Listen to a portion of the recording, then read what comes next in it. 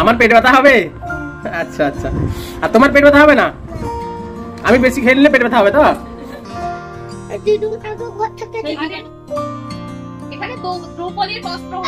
Hello বন্ধুরা, mister and Mrs Das blog চ্যানেলে তোমাদের সবাইকে স্বাগত জানাই। তো বন্ধুরা, তোমরা সবাই কেমন আছো? আশা করি সবাই ভালো আছো। আমিও খুব ভালো আছি। তোমরা যারা আগের ভিডিও দেখেছো তারা অবশ্যই জানবে যে আমি গেছিলাম বাবার বাড়ি, আর বাবার বাড়িতে যাওয়ার কারণ কি ছিল ওটাও আমি তোমাদের জানিয়েছিলাম। তো যারা যারা জানো না তাদের জন্য আমি আরো একবার বলে দিই, আমি বাবার বাড়ি গেছিলাম পাপান সোনার যে মানসিক ছিল ওইটা শোধ করার জন্য। তো পাপান সোনার কি মানসিক ছিল ওটাও আমি বলে দিই। পাপান সোনার মানসিক ছিল ওইখানকার শিব মন্দিরে। ওই শিব মন্দিরে যখন নতুন উঠছিল তখন আমি ছিলাম প্রেগনেন্ট। তো ওই মন্দিরে কিছু টাকা দান করার কথা বলেছিলেন। তো পাপান সোনা হয়ে যাওয়ার পরেও সময় বা সুযোগ কোনোটাই হয়েছিল না মন্দিরে এসে আমরা টাকাটা দান করবো। এই বছর কোনো রকমে একটু সময় বের করে আমাদের আশা, আর আমার বাবা বলেছিলেন যে চড়কের সময় টাকাটা দান করলে নাকি মন্দিরের কাজে লাগবে, এই জন্য আমরা চড়ক মেলা দেখেই এসছি। তো যাই হোক বন্ধুরা, এদিকে তোমরা দেখতে পাচ্ছ সন্ধ্যাবেলা আমি এখন বসে গেছি মেলা দেখতে যাওয়ার আগে রান্না বান্না করতে, যেহেতু দিদা সন্ধ্যাবেলা এনে নিয়েছিল মাংস, আর আমরা মেয়ে জামাই গেছি বলে কথা, দিদা মাংস আনবে না তা কি কখনো হয়েছে? আর এদিকে এই যে তোমাদের বৌদি ভাই এখন উনুনে রান্না করতে বসছে, গ্যাসে অভ্যস্ত, সে আজকে উনুনে বসছে। হ্যাঁ, উনুন ফুঁক দিচ্ছে, দেখো তোমরা ফুঁক দিচ্ছে।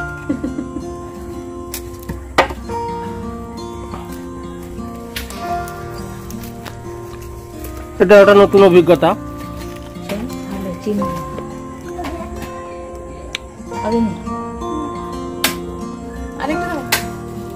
আর আমার ঘরে দিদাকে কি করবে, মানে জামাইকে দেখতে কি রান্না করতে পারছে না।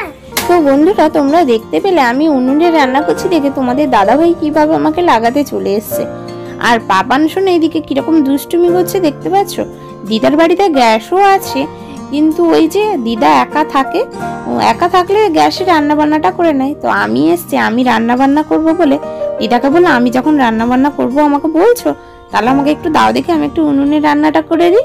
তো দিদা না বলছিল অবশ্য, কিন্তু আমি একটু আবদার করতে দিদা বললো হোক ঠিক আছে কর, কিন্তু পুড়ে ফেলবি না, তুই তো উনুনে কোনোদিন রান্না করিস না। আর এদিকে দেখো আমি সেদিকে মশলা কষাতে কষাতে এদিকে দিদা এখন মাংসটাকে ভালো করে ধুয়ে নিচ্ছে। দিদা ওইদিকে মাংস ধুতে ধুতে এদিকে দেখো আমি তেল দিয়ে দিয়েছিলাম কড়াই আগে, তারপরে তেলটা গরম হয়েতে সামান্য একটু চিনি দেওয়ার পরে রসুন দিয়ে দিয়েছিলাম, রসুন দেওয়ার পরে একটু পেঁয়াজ দিয়ে দিয়েছি। তো পেঁয়াজটাও দেখো আমার প্রায় অনেকটাই ভাজা হয়ে এসছে। বাবার বাড়িতে এলে মোটামুটি মাংস হলে দিদা আমাকে, বাবা মা না থাকলে দিদা তো আমাকে উনুনের ধারে বা গ্যাসের ধারে বসিয়ে দিবে, তুই মাংস রান্না কর। তোমরা তো আমার প্রায় ভিডিওটাই দেখেছো, আমি শ্বশুর বাড়িতে থাকলে রান্না বান্না মাংসের ধারের কাছে যাই না, যেহেতু আমাদের বাবার বাড়িতে। দেখুন পাপান সোনার কাণ্ডটা দেখেছো, এগুলো করে না।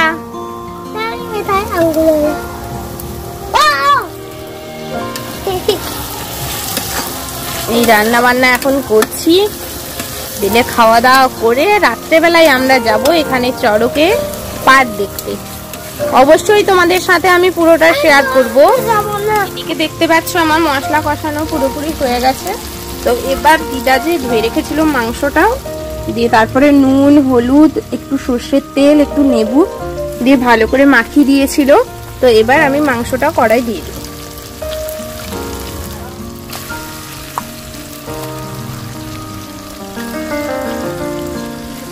এবার একটু ভালো করে নেড়ে নেব।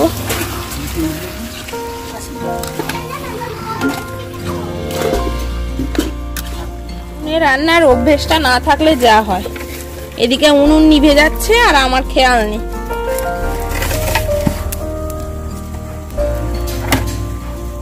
আস্তে আস্তে চালাচ্ছি, ভয়ও লাগছে যদি বেশি জ্বলে যায়, নিচে কড়াই যদি লেগে যায় ওই জন্য। তো যাই হোক উনুনটা ভালো করে ধরিয়ে নেওয়ার পর এদিকে দেখো আমার মাংসটা ভালো করেই মোটামুটি কষানো হয়ে গেছে। তো এবার আমি উপর থেকে আলুটাও দিয়ে দেবো। আমরা বাঙালি, মাংসের সাথে একটু আলু না দিলে ঠিক খাওয়াটা জমে না, তাই জন্য দিদাও কেটে দিয়েছিল আলু। আর আমার বিশেষ করে মাংসের সাথে আলুটা বিশেষ খেতে ভালো লাগে।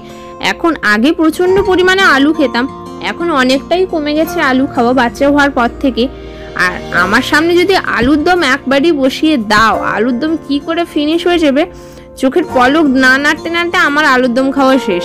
এতটাই আমি আলুর দম খেতে ভালোবাসি। তো যাই হোক, এদিকে দেখো আমার মাংসটা প্রায় অনেকটাই কষানো হয়ে গেছে। তো এই কষা মাংসের মধ্যে আমি একটুখানি মাংস পাপানকে আর তোমাদের দাদাভাইকে বের করে দেবে, যেহেতু দিদা এসে একটু আগে বলে গেল মাংসটা কষানো হয়ে গেলে তোমাদের দাদাভাই আর পাপানকে দিতে আর কিছুটা আমাকে খেয়ে নিতে। তা আমি বললাম না না, আমি এখন কষা মাংস খাবো না, আমি একদম রাতে রুটির সাথেই খাবো, তোমাদের দাদাভাই আর পাপানকে একটু দিয়ে দিব। মাংসটা কষতে কষতে আমি দিদাকে বলেছিলাম একটু গরম মশলা গুঁড়ো আছে নাকি একটু দিবে। তো দিদা ওই জন্য গরম মশলা গুঁড়ো আনতে গেছিল।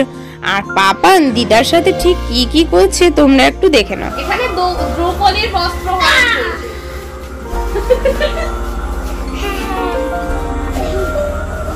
আজকে মেলা গিয়ে আমরা দেখি।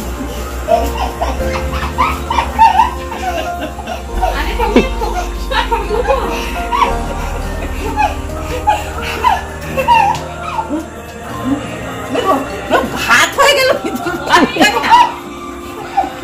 তো বন্ধুরা তোমরা দেখতে পেলে পাপান সোনা দিদার সাথে ঠিক কি কি করছিল। তারপরেই আমি একটু একটা জায়গায় এক পিস মাংস বের করে দিয়েছিলাম আর তোমাদের দাদাভাইকে বলেছিলাম মাংসটা সেদ্ধ হয়েছে নাকি দেখো, দিলে তোমাদেরকে আর 2-4 পিস খানি বের করে দেবো। তাই জন্য এখানে পাপান আগে বসে গেছে মাংসটা টেস্ট করতে। মাংসটা টেস্ট করো একটু, এরকম করে চেটে নাও।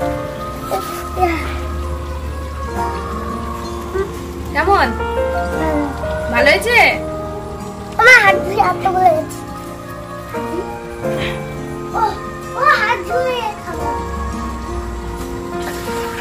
এবার আমি একটু টেস্ট করে নিই কেমন হয়েছে।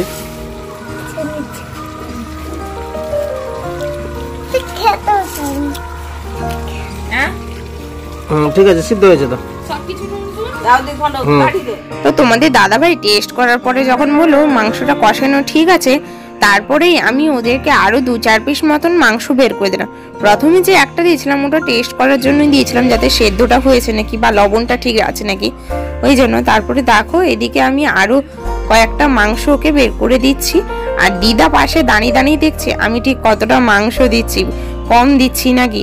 দিদা আমি অল্প করে দিচ্ছিলাম, আমি বললাম রাতে রুটির সাথে খাবে, তো দিদা হবে না, বলছে কষা একটু খেয়ে নিক, বরং রুটির সাথে খাবে অল্প করে খাবে। তাই জন্য আমি কষাই একটু বের করে দিলাম। তো এইটুকু খাক, তারপরে যদি আবার লাগবে আমি আবার বের করে দেবো। কষানো মাংস দিয়ে দেওয়ার পর এদিকে তোমাদের দাদাভাই আর পাপান বসে গেছে মাংস খেতে। টেস্টি?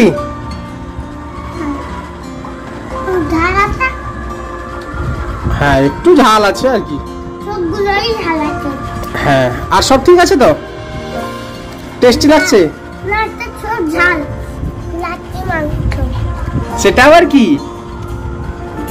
Leg piece. হ্যাঁ মানে লেগ পিস, তাই তো? লেগ পিস খাবে? আর একবার বলো। আমার পেটে ব্যথা হবে? আচ্ছা আচ্ছা। আর তোমার পেট ব্যথা হবে না? আমি বেশি খেয়ে নিলে পেট ব্যথা হবে তো? তোমাদের দাদাভাই আর পাপান কষা মাংস খেয়ে নেওয়ার পরে আমি পাপানকে দুটো ভাত খাইয়ে নিয়েছিলাম। তারপরেই তোমাদের দাদাভাইকে এদিকে দেখো খেতে দিয়ে দিলাম। রাতের ডিনারের মধ্যে আছে রুটি, কষা মাংস আর পেঁয়াজ, আর মিষ্টি দই ছিল, ওটার ক্লিপটা নেওয়া হয়নি। আর এদিকে যে দিদিটা বসছে এ হচ্ছে আমাদের এখানে পাশের বাড়ি একজন দিদি, তো রাতে ওনাকে খেতে ডাকা হয়েছিল।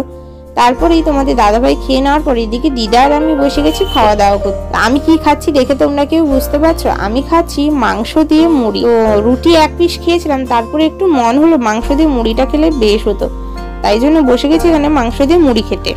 তো রাত্রেবেলায় খাওয়া দাওয়া কমপ্লিট করে নেওয়ার পর এবার আমরা 4 জনে মিলে বেরিয়ে পড়েছি মেলায় যাওয়ার জন্য। 4 জনের ভুল কথা, তোমরা আরো দেখতে পাবে আমাদের সাথে আরো কে কে যাচ্ছে। আর এদিকে পাপান সোনা দেখো ক্যামেরার সামনে ঠিক কেমন হচ্ছে, এটা কি করছে আমিও ঠিক বুঝতে পারলাম না। তোমরা যদি বুঝে থাকো আমাকে কমেন্ট করে জানিও। আর এই যে বাড়ির পাশে দিদি সেও যাচ্ছেন। আর এই পেছনে 2 জন মেয়েকে যে দেখতে পাচ্ছ, এই সামনে যে মেয়েটা আছে এ আমার ক্লাসমেট ছিল, একসাথেই আমরা ছোট থেকে পড়েছি।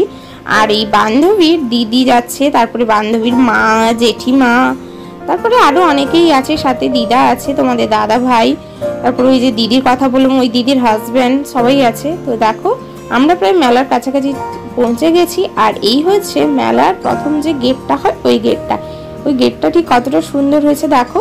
আর গেটটা যেন আলো যেন ঝলমল করছে পুরো, তাই না? আর বন্ধুরা তোমরা ভাববে যে দিদি ভাইয়া তোমরা এত রাত করে যাচ্ছ কেন? আমরা যাচ্ছি এত রাত করে কেন বলো তো? যেহেতু বাবার বাড়ির কাছে চড়ক মেলার যে পাঠটা হয় ওটা শুরু হতে হতে প্রায় বেজে যায় রাত 12টা। তাই জন্য আমরা ভাবলাম 10টা থেকে গিয়ে ওখানে কি করব। তাই খাওয়া দাওয়া রাত্রেবেলায় কমপ্লিট করে নিয়ে একদম আমরা বেরিয়ে এলাম 11টার পরে। এসে আর দাঁড়াতে বেশিক্ষণ হবে না, তাই জন্য তো এই দেখো আমরা পৌঁছে গেছি যেখানে যে পাঠ হবে ওই জায়গাটায়। আর এই হচ্ছে সেই মন্দির যাকে ঘিরে চড়ক মেলাটা হয়। তার এই মন্দিরটার নাম হচ্ছে কি বলতো, মুক্তেশ্বর মন্দির। আর পাটে কি কি হয় যারা যারা চড়ক মেলা দেখেছো তারা তো অবশ্যই জানবে। অনেকে গায়ে কাঁটা মারি, তারপরে আরো অনেক কিছু হয়ে থাকে। তো এদিকে এবার পাবান সোনার আবদার হয়েছে যে গ্যাস পোলানো যে বেলুনগুলো ওই বেলুনগুলো নেবে, তো এই জন্য দোকানটায় চলে এসছে। আর এইদিকে এখন যে গ্যাস পোলানোর যে বেলুনগুলো যে দোকানের যে দাদাটা উনি এখন তৈরি করছেন। আর আমাদের পাবান সোনার যে সেইটুকু যে বেলুন তৈরি করতে আর সুযোগ দিচ্ছে না, ও তো তারা লাগিয়ে রেখেছে, তাই জন্য কোনো রকমে একটা বেলুন তৈরি করে দিয়ে দিয়েছিলেন। তো ওই বেলুনটায় খুব একটা গ্যাস ছিল না বা উঠছিল নাও ভালো করে, যেহেতু দোকানদারটার মানে দোকানদারের যে দাদাটা ওকে দোষ দিয়ে লাভ নেই, দোষটা ছিল আমাদের পাবানের, যেহেতু ও খুব তাড়া দিচ্ছিল তাই জন্য তৈরি করতে একটু মানে তাড়াহুড়ো করেই রীতিমতো দাদা তৈরি করেছিলেন। তো যাই হোক, তো এবার এদিকে দেখো পাবন সোলার বেলুনটা নিয়ে নিয়েছে। তো বন্ধুরা এবার চড়কের যে পাটটা ওটা শুরু হয়ে গেছে। আর চড়কের পাটের যারা যারা ভক্তা ছিলেন ওনারা সবাই চন্দন মেখে পুরো সাদা হয়ে গেছেন। তো বন্ধুরা তোমরা দেখতে থাকো আজকের চড়ক মেলার পাটটা ঠিক কিরকম হয়েছে।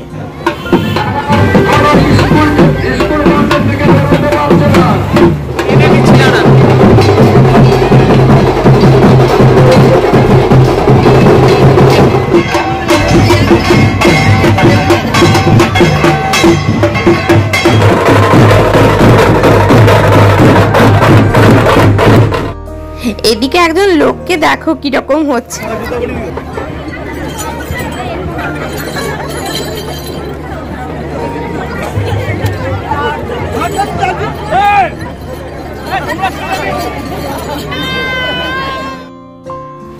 এতক্ষণ ধরে ভক্তরা তো নাচ গান করছিলেন, এমনি তোমরা দেখতে পেয়েছিলে। তো এবার মেন দৃশ্যগুলো তোমরা দেখো, গায়ে কাঁটা ফুড়ে তারপরে ওই আগুন জ্বালিয়ে কিরকম ভাবে সবাই নাচ করছেন দেখো। আমার তো দেখে গায়ে প্রায় কাঁটা দিয়ে দিচ্ছিল। তো তোমরাও একবার দেখো ভিডিওটা ঠিক কেমন করে সবাই গায়ে কাঁটা নিয়ে নাচছে।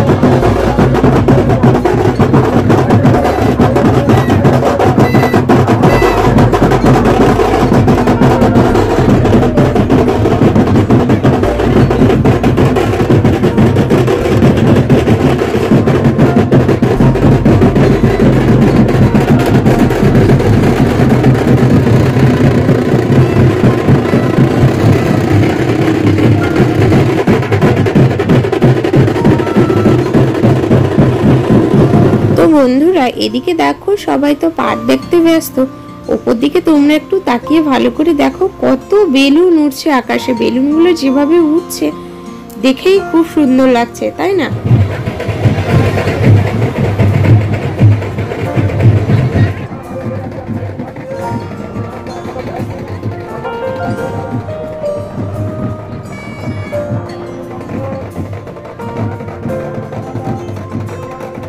প্রায় 1 ঘন্টার কাছাকাছি দাঁড়িয়ে পাট দেখার পরে সবাই ক্লান্ত হয়ে এক জায়গায় এসে বসে পড়েছি।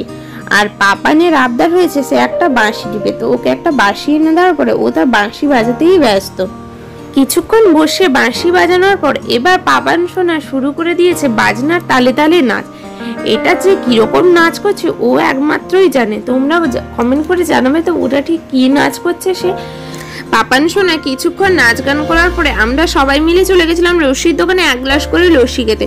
লস্যি খাওয়ার সময় ওই সময় ভিডিও ক্লিপটা নেওয়া হয়নি, লস্যির দোকানে এতটা পরিমাণে ভিড় ছিল যে ওই সময় ভিডিও নেওয়ার কথাই মনে ছিল না। তো যাই হোক, লস্যি খেয়ে নেওয়ার পরে আমরা সবাই মিলে চলে এসেছিলাম বাড়ি। বেশিক্ষণ দাঁড়াইনি, 1 ঘন্টার মতন দেখেছি। সবাই তো শুরু হয়েছিল 1 ঘন্টার ভেতরে, আর কতটুকুই বা আমরা দেখেছি। তো তারপরে বাড়ি চলে এসেছিলাম, আরও অনেক কিছুই দেখার ছিল কিন্তু দেখতে পারিনি, যেহেতু পাপান সোনার খুব জোর ঘুম পেয়ে গেছিলো, আর তাছাড়া ও প্রচণ্ড পরিমাণে বিরক্ত করছিল ওই জন্য। তো যাই হোক, তাছাড়াও আমাদেরকে কালকে সকালবেলায় চলে যেতে হতো বাড়ি, তাই জন্য আমরা বেশি দেরি না করেই বাড়ি চলে এসেছি। আর এই যে ভিডিও ক্লিপটা তোমরা দেখতে পাচ্ছ, এটা হচ্ছে তারপরের দিন সকালবেলা। তো আমরা 3 জনে মিলে বেরিয়ে পড়েছি বাড়ি যাওয়ার জন্য। যেহেতু থাকতাম একটা দিন চিন্তা ভাবনা করেছিলাম, কিন্তু থাকা হলো না, কারণ হচ্ছে পাপানের স্কুলে ছিল মিটিং, তাই জন্য হঠাৎ মাত্র যে এসএমএস এসছে, তাই জন্য আর আমরা থাকতে পারিনি। তো বেরিয়ে পড়ে আমাদের বাড়ি চলে আসতে হলো। তো যাই হোক বন্ধুরা, আজকের ভিডিওটা এইখানেই শেষ করছি। ভিডিওটা কেমন লাগলো সবাই অবশ্যই কমেন্ট করে জানিও, আর ভিডিওটা যদি ভালো লেগে থাকে চ্যানেলটাকে লাইক, কমেন্ট, শেয়ার আর সাবস্ক্রাইব করে দিও। পাশে থাকার বেল আইকনটাও প্রেস করে দিও, দিলে যে কোনো ভিডিও নোটিফিকেশন আগে তোমাদের কাছে পৌঁছে যাবে। তো বাই বন্ধুরা, আবার আসবো অন্য আরেকদিন অন্য আরেকটি মজাদার ব্লগ নিয়ে। ততক্ষণ সঙ্গে থেকো, সুস্থ থেকো আর সবাইকে ভালো রেখো। টাটা।